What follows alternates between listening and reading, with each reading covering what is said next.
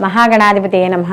सदाशिवसमारम्भां शङ्कराचार्यमध्यमाम् अस्मदाचार्यपर्यन्तां वन्दे गुरुपरम्परां। श्रीमात्रे नमः। आदित्याय च सोमाय मंगళాయ బుధాయ చ గురుశుక్ర శనిభ్యశ్చ రాహవే కేతవే నమః.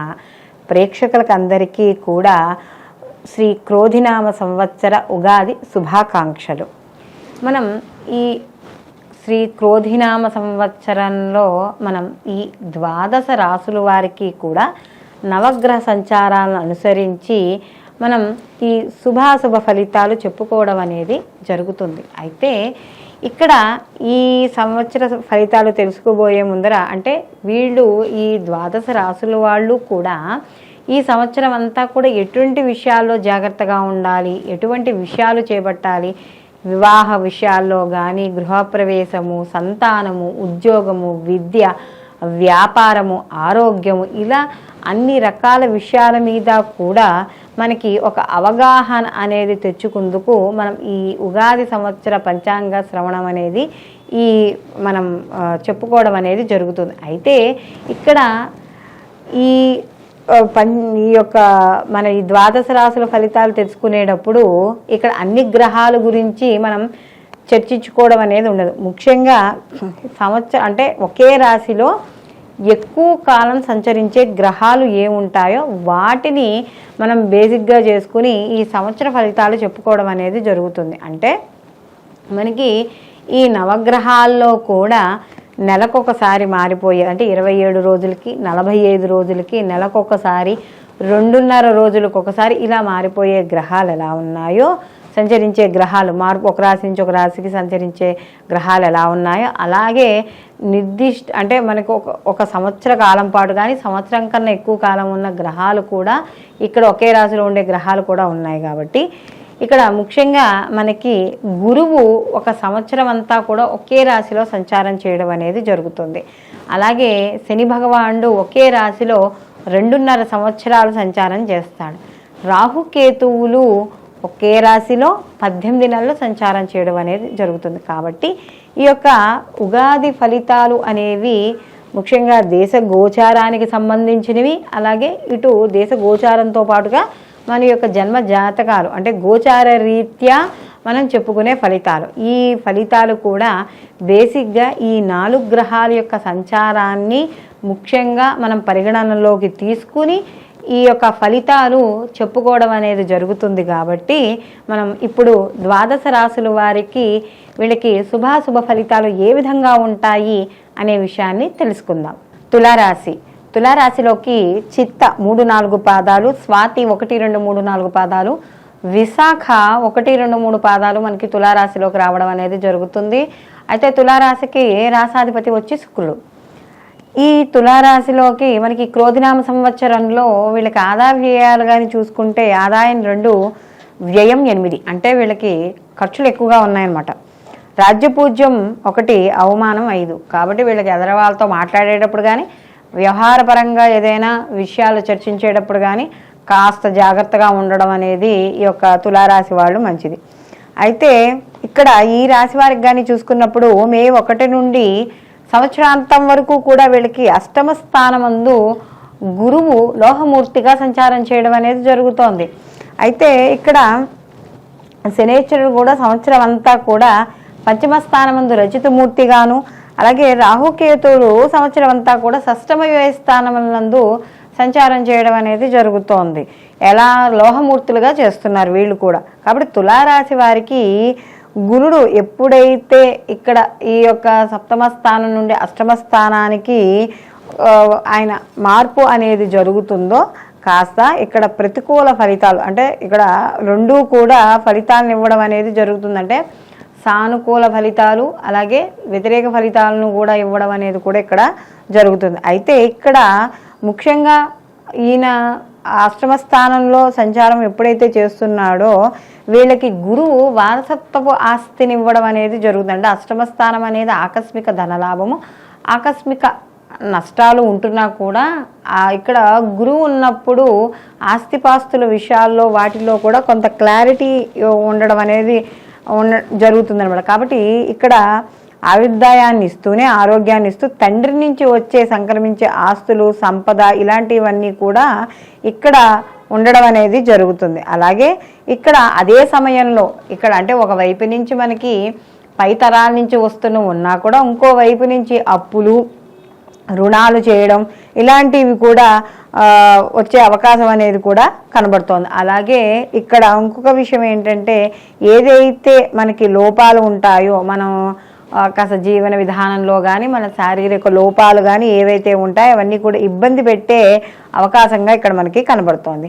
అలాగే కాస్త వృత్తి ఉద్యోగాల పరంగా కూడా కొంత సమయానుకూలంగా మాట్లాడలేకపోవడం వల్ల కావచ్చు, తెలివితేటలుగా మాట్లాడలేకపోవడం వల్ల కావచ్చు, కొంత మీరు మాట్లాడే మాటలు కానీ వ్యాఖ్యానాలు కానీ ప్రవర్తన కానీ ఇతరులకు ఇబ్బంది కలిగించే విధంగా ఇక్కడ ఉండడం అనేది ఇక్కడ మనకి కనబడుతోంది. అలాగే ఏవైతే ఇది వరకు రుణాలు ఏమైనా తీసుకుని ఉంటే అవి సమయానికి తీర్చలేకపోవడం ఇలాంటివి కూడా కనబడుతూ ఉంటాయి. కాబట్టి కొంత మీ మీద మీకు చేసే పనిలోనూ ఏవైతే ఈ నియమాలు పాటించే నియమాలు ఏవైతే ఉన్నాయో వాటిల్లోనూ మనకి ఒక క్రమబద్ధీకరణగా మీరు అలాగే ఒక ప్రణాళికాబద్ధంగా ప్రతి పనిని కూడా చేసుకోవడం ద్వారా మాత్రమే పనులు విజయవంతం అవ్వడం అనేది జరుగుతుంది. కాబట్టి ఇక్కడ జీవితంలో తగిన జాగ్రత్తలు తీసుకుంటూ నియమాలు కూడా పాటిస్తూ ఉండాలి, లేకపోతే కాస్త ఇబ్బంది పడే అవకాశం కూడా ఇక్కడ కనబడుతోంది. అలాగే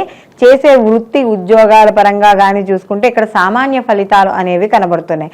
అలాగే ఆధ్యాత్మిక పరంగా కూడా కాస్త పురోగతి కనబడుతుంది. అంటే గతంతో పోల్చుకుంటే ఇప్పుడు కాస్త ఇంకొంచెం దైవ ధ్యానం పెరగడము, అలాగే ఆధ్యాత్మిక కార్యక్రమాల్లో పాల్గొనడము ఇలాంటివన్నీ కూడా ఇక్కడ కనబడుతూ ఉంటాయి. అలాగే విద్యార్థులు మంచి ఉత్తీర్ణత సాధించడము, అలాగే మంచి గుర్తింపు సాధించడం అనేది కూడా కనబడుతోంది. అలాగే ధనం కూడా కాస్త ఖర్చు అవ్వడం అనేది జరుగుతుంది. అంటే ఎలా జరుగుతుంది అంటే ఇక్కడ ఏవైనా వీళ్ళకి విదేశాలకి వెళ్ళడము లేదా వ్యయస్థానంలో కేతు యొక్క సంచారం నడుస్తోంది కాబట్టి తీర్థయాత్రలు కావచ్చు, లేకపోతే ఎక్కడికైనా యాత్రలు కాస్త దూరంగా ఉండేవి కాస్త ఖర్చు అయ్యేవి కూడా. కాబట్టి అలాంటి యాత్రలు చేస్తూ ఉండడం అనేది ఇక్కడ మనకి కనబడుతూ ఉంటుంది. అలాగే తరచూ ప్రయాణాలు కూడా చేస్తూ ఉంటారు. అలాగే మీకు రావాల్సిన డబ్బు ఏదైతే ఉందో అవి కాస్త ఇబ్బంది పెట్టడమో, లేకపోతే కాస్త బెదిరిస్తే కానీ ఇవ్వకపోవడమో, లేకపోతే ఏదైనా న్యాయస్థానంలో కానీ వాటిల్లోనే కానీ ఏదైనా కేసులు వేస్తే కానీ మీకు సరియైన న్యాయం జరగలేకపోవడమో ఇలాంటివన్నీ కూడా ఇక్కడ మనకి కనబడుతూ ఉంటాయి. అలాగే వ్యాపార విషయాల్లో కూడా చిన్న చిన్న సమస్యలు అనేవి ఎదుర్కోవాల్సి వస్తుంది. కుటుంబ సభ్యులు, మిత్రులు ఎవరైతే ఉన్నారో వాళ్ళతో ఎప్పటికప్పుడు మీరు ఏవైతే మాట్లాడే విధానం ఉందో దాన్ని ఎప్పటికప్పుడు సరిచూసుకుంటూ ఉండడం అనేది మంచిది. అలాగే ఇక్కడ అష్టమ భావంలో ఉన్న గురువు కూడా వ్యతిరేక ఫలితాలను కాస్త ఇస్తూనే ఉంటూ కూడా కాస్త కొంత ఏదైతే ఇందాక మనం చెప్పుకున్నట్టుగా ఆధ్యాత్మికపరమైన కార్యక్రమాల్లో కూడా ఆయన పాల్గొనేటట్టు చేస్తూ ఉంటాడు. కాబట్టి ఎప్పటికప్పుడు కొద్దిగా వీటిలన్నింటినీ కంట్రోల్ చేసుకోవాలి, కొంచెం వ్యతిరేక ఫలితాలు తగ్గాలి అంటే కాస్త మానసిక స్థైర్యాన్ని పెంచుకోవాలి. మానసిక స్థైర్యాన్ని పెంచుకోవాలి అంటే ఏం చేయాలి? ముందర ఎప్పుడు కూడా మనసు నిలకడగాను ప్రశాంతంగాను ఉండాలి. కాబట్టి అలా ఉండాలంటే ప్రతిరోజు కూడా ప్రాణాయామము, అలాగే యోగా ఇలాంటివన్నీ కూడా చేస్తూ ఉండాలి. అలాగే ముఖ్యంగా నడక ఎక్కువ నడవడం ద్వారా కాస్త ఆరోగ్యకరమైన విషయాలలో కాస్త అనుకూలంగా ఉండడం అనేది జరుగుతుంది. అలాగే పంచమ స్థానంలో ఇక్కడ కుంభరాశిలో శని సంచారం అనేది కొంత ప్రతికూల ఫలితాలు, కొంత అనుకూల ఫలితాలు ఇవ్వడం అనేది ఇక్కడ కనబడుతుంది. అయితే ఇక్కడ పంచమాధిపత్యం వచ్చింది కాబట్టి అనుకూల ఫలితాలు కూడా శని భగవానుడు ఇవ్వడం అనేది జరుగుతుంది. దీని పరంగా ముఖ్యంగా చూసుకున్నప్పుడు ఎవరైతే వృత్తి ఉద్యోగ వ్యాపారాల్లోనూ, కుటుంబ విషయాల్లోనూ, విద్యా విషయాల్లోనూ కూడా వీళ్ళకి వృద్ధి అనేది కలగడం అనేది జరుగుతుంది. అలాగే ఉద్యోగాల్లో కూడా ప్రమోషన్లు, కొత్త ఉద్యోగాలు పొందడం ఇలాంటివి కూడా కనబడుతూ ఉంటాయి. అలాగే ఇక్కడ వీళ్ళకి ద్వితీయ స్థానంలో గురువు యొక్క ద్వితీయ వ్యయ స్థానాలను కూడా గురువు చూస్తూ ఉంటాడు ఈ తులారాశి వాళ్ళకి. కాబట్టి ఎప్పుడైతే ఈ గురువు చూస్తాడో వీళ్ళకి ధనపరంగా కూడా కాస్త కొంచెం అనుకూలంగా ఉంటుంది. అలాగే మధ్యలో గురువు కూడా వక్రీకరించడం అనేది జరుగుతుంది. ఎప్పుడైతే గురువు వక్రం వల్ల కాస్త మధ్యలో ధన వ్యయం కూడా ఖర్చు అవ్వడం, ఆరోగ్య విషయాల్లో కూడా కాస్త జాగ్రత్త వహిస్తూ ఉండాలి. అయితే ఇక రాహుకేతువులు యొక్క సంచారం ఏదైతే ఉందో, రాహుకేతుల సంచారం అనేది కొంతవరకు వీళ్ళకి గురువు చూస్తూ ఉన్నాడు కాబట్టి కేతువు మీద ఆధ్యాత్మిక పరంగా ఎదుగుదల అనేది ఉంటుంది. దానికి తగ్గట్టుగా చేసే ఖర్చులు కూడా కొంత పుణ్యాన్ని సంపాదించబెట్టేటట్టుగాను, లేదా ఇప్పుడు ఖర్చు పెడుతున్నా కూడా అది భవిష్యత్తులో ఏదో ఒక సమయంలో అవసరమైనప్పుడు అక్కడికి రావడం అనేది జరుగుతుంది.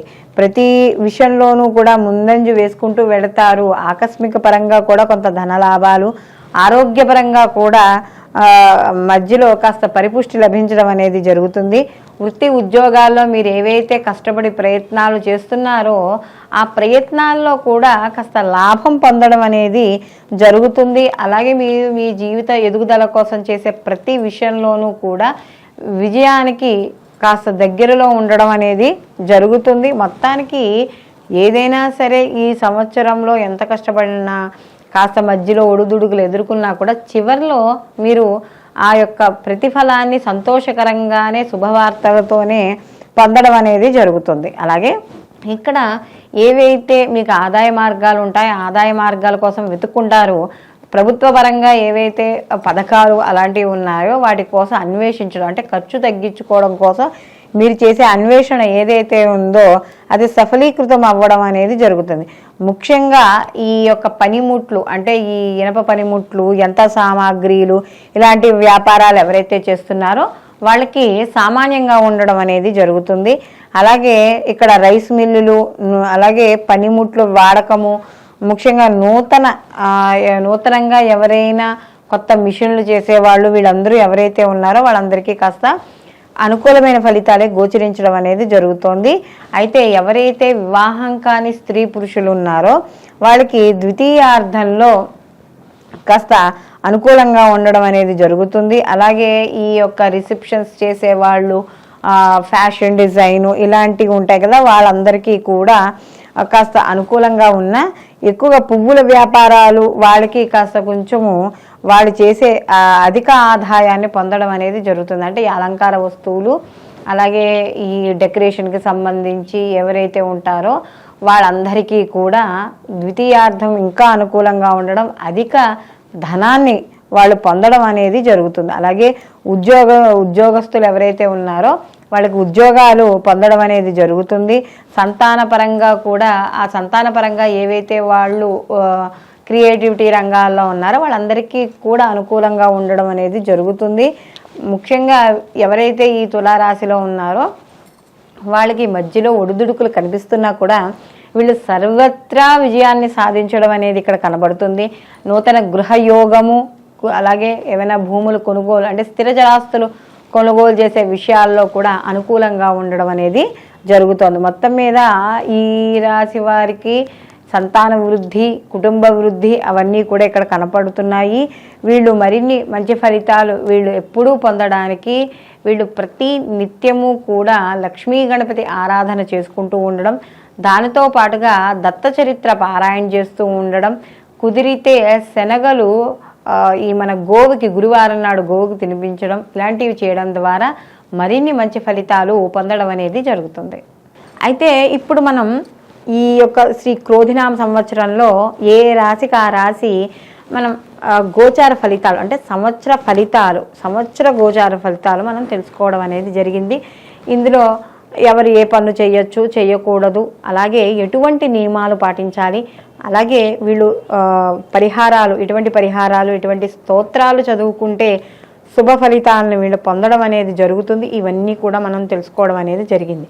అయితే ఇది మనకి సంవత్సర ఫలితాలుగా పరిగణించడం అనేది జరుగుతుంది. అయితే దీనితో పాటుగా మనం ఎవరికి వాళ్ళకి వ్యక్తిగత జాతకాలు కూడా పరిశీలనలోకి తీసుకోవాలి. కారణం ఏమిటంటే ఈ వ్యక్తిగత జాతకాలు ఏవైతే ఉన్నాయో ఆ వ్యక్తిగత జాతకాలకి ఈ గోచార ఫలితాలను కూడా అనుసంధానం చేసుకోవడం ద్వారా పూర్తి సంపూర్ణమైన ఫలితాలని పొందడం అనేది జరుగుతుంది.